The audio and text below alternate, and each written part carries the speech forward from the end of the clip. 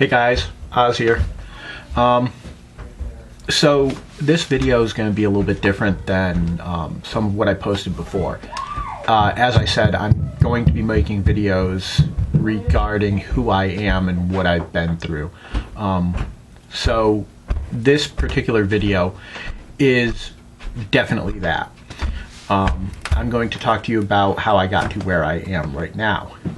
So the basic thing of this is it started back in 2014. I was working at a store in Enfield, Connecticut. I do live in Western Mass, so I was working down in Enfield, Connecticut at a store called Kohl's. I was in there working on a Sunday night. It was June the 8th, 2014. I was bringing back clothes that needed to be shopped back. Anyone that works in retail knows what shop back is. If you don't work in retail, it's simply taking the stuff that people have tried on, putting it back on the shelves, or taking stuff that people have returned to the customer service desk and putting it on the shelves. So I was in the midst of that. I had a huge thing of clothes. My arms were full. It was all on my chest. I was carrying it somewhat like this, just walking. I couldn't really see what was going on the floor.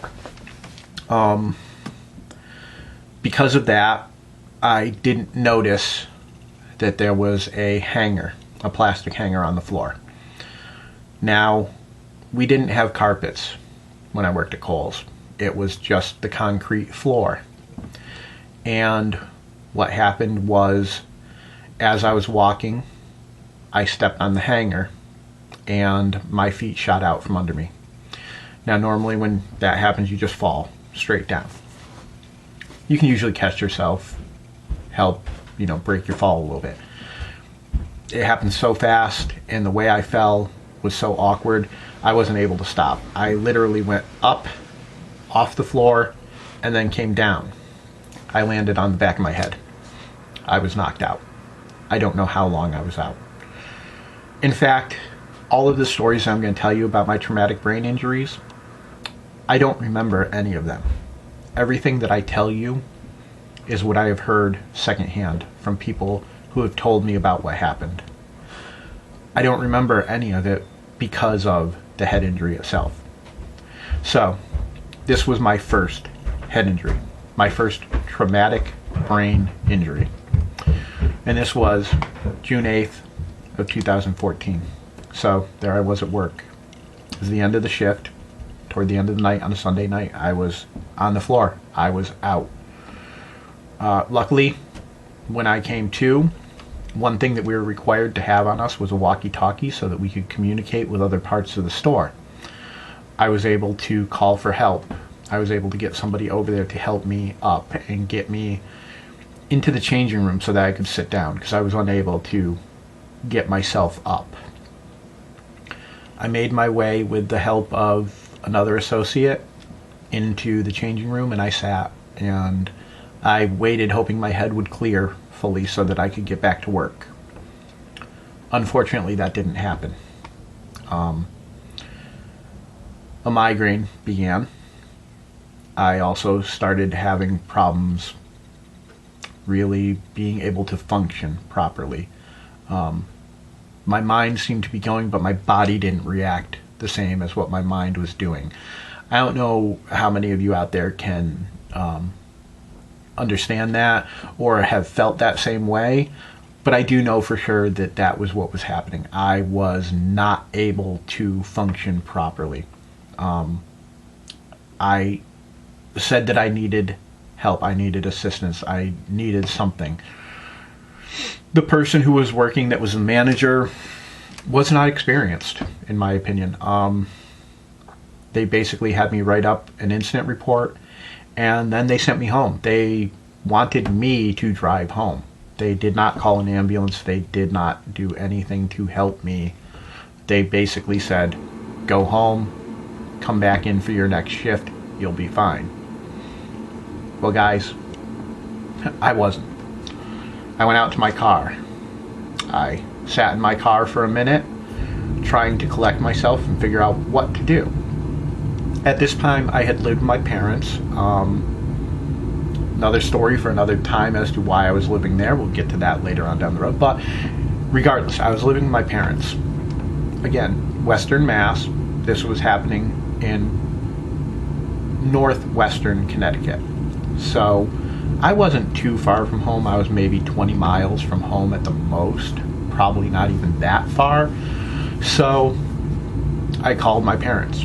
I explained to them what happened. I told them I could not drive. There was no way in hell that I could drive in the condition that I was in. So I called and I asked them to come and get me. I asked them to come meet me in the parking lot and get me somewhere safe. By the time my parents got there, I was passed out in my car. Yeah, I had gone out again. I can't say what happened during any of this time. I don't know for sure. All I know is what my parents told me, and that was when they got there, I was passed out. Luckily, I had chose to sit for some reason in the passenger seat of my car. So what happened was my mother jumped in the driver's seat, my father stayed in their car, and we drove back toward my parents' house. Now, again, I don't know what happened on the ride. I don't remember anything about it. All I do know for sure is that when we got back to my parents' house, things were worse. I hadn't gotten better, I had gotten worse. My head felt like it was going to explode.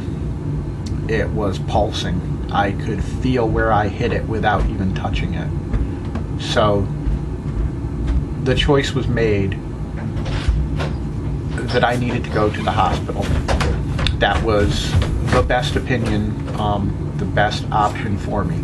So my parents brought me to the ER. We drove to the emergency room and I was looked at. They did x-rays on my head, my neck, basically anywhere that they thought could be a problem. They did MRIs, they did CAT scans. I was sent home. I was told that I was fine, nothing was wrong with me. I went home, I took the medicines they gave me, which were just plain like ibuprofen, you know, nothing crazy, just stuff trying to help me feel better. Well, I would love to say that everything worked and I was fine, but I can't. That was the beginning of my journey with traumatic brain injury. To this day, I don't know exactly what happened in those days. Those first days were really bad for me. I'm sorry, guys. I know it's still very emotional. Here we are, years later, and I'm still broken up about how this changed my life and how it affected me. It's something that I'm going to have for the rest of my life. It's something that I'm going to have to deal with forever. And I will say I am lucky at this point because through the SHIP program, which is a statewide head injury program here in Massachusetts, I was hooked up with a traumatic brain injury group. It's called the Carson Center for Traumatic Brain Injuries. I do have to say they've been a godsend. I have not just made friends who have the same issues as I have, but I've also had workers who go out of their way to help me. They try to make everything the best they can. Currently, I'm working on getting my license back. I did have to give up my license because of my head injuries. Again, this is more stories. This was head injury number 1. I will tell you right now, I've had 7 total. So there's going to be a series of these explaining what happened, the things that came from that. So what happened with this one is, like I said, I was sent home at that point.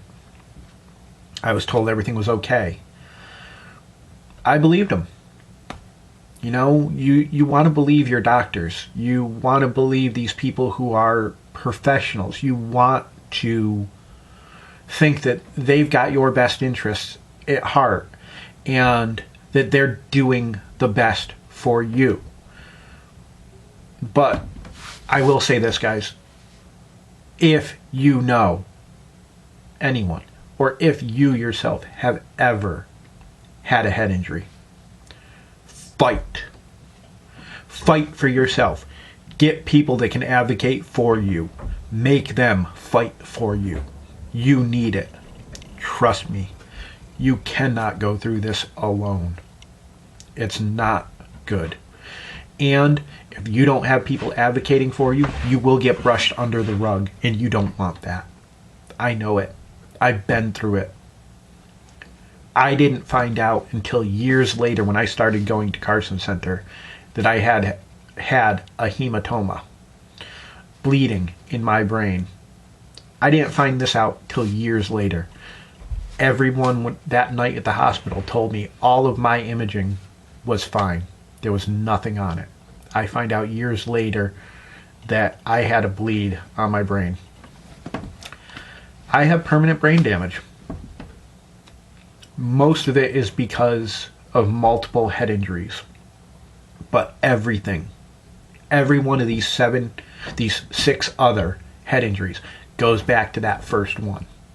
That first head injury was a catalyst. And every head injury I've gotten since has been because of that one. Because I got vertigo. Bad. I don't know how many of you guys know what vertigo is. It's dizziness, but way up there. It's not just being a little bit dizzy. Think of it like being on the ocean in 8-10 foot swells. But you're on land. It's all happening in your head, in your body. You can't control it. You go to walk and the room moves around you. And what will happen is it will feel like the floor is moving one way and the rest of the room is moving another. And you are moving a third direction. So to be able to walk correctly, to be able to navigate the world when you have that vertigo is almost impossible. And that caused me to fall multiple times, which caused these other head injuries. On top of that, I began having migraines. Now, I know a lot of people have migraines in the world. I'm not alone, and I know that. But my migraines were daily.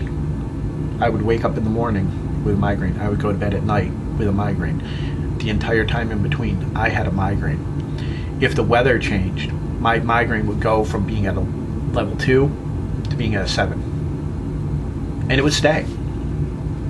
I took almost everything that could be prescribed to you for migraines after trying over-the-counter. And over-the-counter did not work. So I went to my doctor and I tried almost everything that he could prescribe me. And it wasn't working. It got so bad at one point that I was in the ER and they gave me ketamine. Special K. The street drug, Special K. But in the hospital. They gave me that to alleviate my headache. It was at that point that I decided I could not live like that anymore. I needed something else. I needed to fix what was going on. And I heard about something called a DAITH piercing. That's D-A-I-T-H. It's a piercing that goes in the cartilage of your ear, kind of up at the top here, inside the ear. I went to Northampton, Massachusetts. I went to a place called Lucky's. Great tattoo place, great place for piercings, really nice staff, nice nice area and everything. A really nice town to go to in general if you're just looking to get away for a bit. But anyways, I went there specifically for this piercing. And I will say, I don't know what the hell this thing does. I just know that as soon as I was pierced, it was like someone turned off a light switch. My pain was gone. I was better. Things got better. I was able to live my life more. I wasn't relegated to constant pain. And it's something that I definitely recommend. If you have migraines, check it out. Research it. Daith piercing. Research it. Check it out. Trust me, it's worth it. So guys, that's pretty much everything that happened from the first head injury. Like I said, this is going to be a series. I have probably 6 more videos to put in this. This one is probably the most emotional to begin with. Probably my 7th head injury will be the most emotional in the series. You'll find out why as I get there. But they all have a very emotional component to it. I believe that anytime you've come to a very life-changing event, it's going to be emotional. I've got no problem crying. I've got no problem putting my emotions out there. I've got no problem letting you guys see who I am. My hope is that by putting this out there, by telling you guys all of this stuff, that not only are you able to understand who I am more, that you're able to see me for the person I am and not for the person that you perceive, but also, if you know of anyone in your lives, if you yourself have any of these problems, that it will help you go and get the help you need. That it will help you understand that you are not the only one. Because I will say this, for a long time, for a very long time, I felt like I was the only one. It took me a long time to get over that. And the worst part is, I had to know that I wasn't the only one. Because my father in 1986 worked at a paper mill. And he had an accident when he was working there. He had a traumatic brain injury and almost died. So I had seen all this growing up. I had seen the effects of what a brain injury can do to a person. But when it happened to me, I forgot all about my dad's head injury. I forgot all about his traumatic brain injury. I forgot all about how he was before and how he changed afterward. And all I knew is there was something wrong with me. Something had happened that had changed who I was. And I couldn't handle it properly. And it caused a lot of problems. It caused depression. It caused anxiety. I became a recluse. I didn't leave my house for a very long time. And when I say I didn't leave my house, I would not even venture outside into my own yard. I was relegated to within the house. I was so afraid of falling. I was so afraid of everything. And like I said, I did fall more. There's more instances. There's going to be more videos. You guys are going to hear about it. But for now, I think that's a good place to end it. And I want to thank you guys for listening. And please, if this video appeals to you, please like it. Please subscribe to my page. I am definitely going to be posting more. And please check out my other page, Soothing Nature. Guys, thank you for the time. Thanks for listening to me. This is Oz. Later.